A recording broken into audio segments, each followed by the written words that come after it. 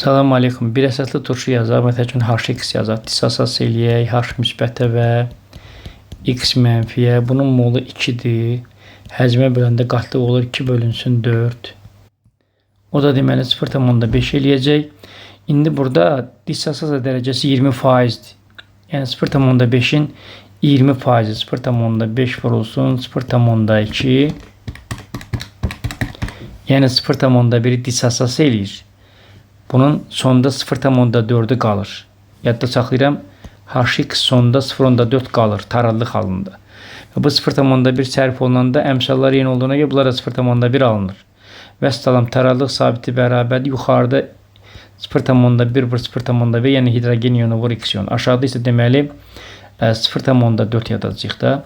Buradan da 0,1 vur 0,1 bölünsün 0,4. Bu da deməli 0,25 eləyəcək. 7-ci sualda doğru cavab D bəndi olacaq.